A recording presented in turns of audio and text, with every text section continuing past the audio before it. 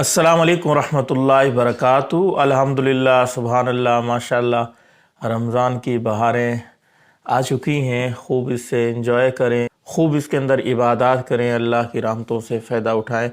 आज हमने नमाज तरावी पढ़नी है। मर्द हज़रात तो चले जाएंगे मस्जिद में, औरतों ने घर पे नमाज तरावी पढ़नी है। तो वो कैसे पढ़ेंगी, मुकम्मल तरीका बताऊँगा। बाज़ औरतें ये समझती हैं कि शायद क्योंकि मस्जिद में हमने जाना नहीं है तो नमाज तरावी भी हमारे ज़िम्मे नहीं है, मर्द जाने, उनका काम जाने। हालांकि ऐसा नहीं है। नमाज तरावी सुन्नत मुअक्कदा है हर मुसलमान बालिग मर्द औरत के ऊपर। सुन्नत मुअक्कदा का मतलब क्या है कि अगर बग़ैर किसी शरई उज़र के आप छोड़ेंगी तो गुनाहगार होंगी।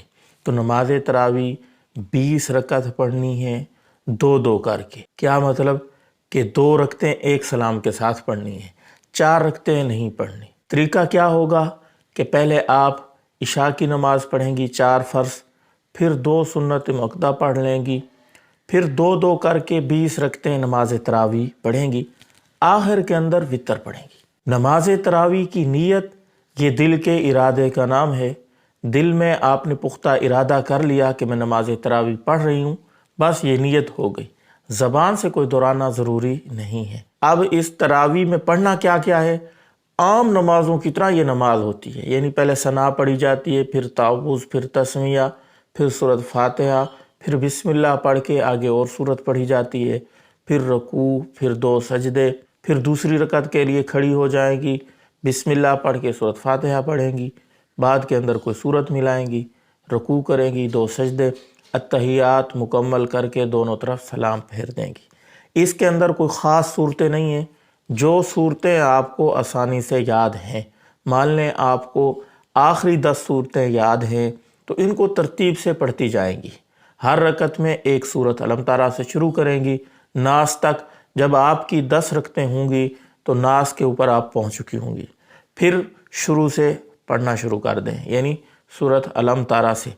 फिर इसी तरह 20 रकतें जब आपकी मुकम्मल होंगी तो नास तक आप पढ़ चुकी होंगी।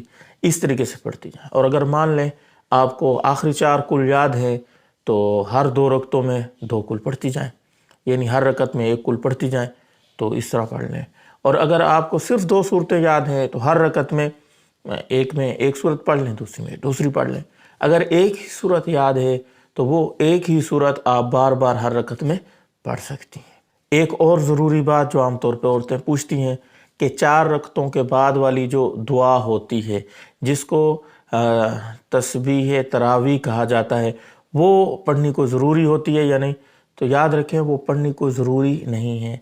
याद कर लेंगी तो अच्छी बात है, वो पढ़ सकती हैं, वरना आपको इख्तियार है आप खामोश बैठी रहें, दरूद शरीफ पढ़ती रहें, ज़िक्र अस्कार करती रहें, कोई और दुआ मांग सकती हैं। मतलब ये है कि हर 4 रकतों के बाद थोड़ा सा वक्फ़ा करना होता है। इस वक्फ़े में आपको इख्तियार है, अगर ये दुआ याद है ये पढ़ लें, दरूद पढ़ लें, ज़िक्र कर लें, खामोश बैठी रहें, कुरान मजीद की तिलावत कर लें। हाँ, कोई भी काम नेकी का इस वक्फ़े में किया जा सकता है। बिल्कुल कोई काम ना करें, आराम से बैठी रहें, तब भी आपकी नमाज हो जाएगी। आपको ये दुआ अगर नहीं आती, जिसको तरावीह की दुआ कहा जाता है, तो कोई परेशानी की बात नहीं है। उम्मीद है जितनी बातें थी मैंने आपको बता दी हैं, इसके ऊपर अमल करें। आज नमाज तरावी ज़रूर पढ़ें। इस क्लिप को शेयर करें। अस्सलाम वालेकुम रहमतुल्लाहि व बरकातुहू।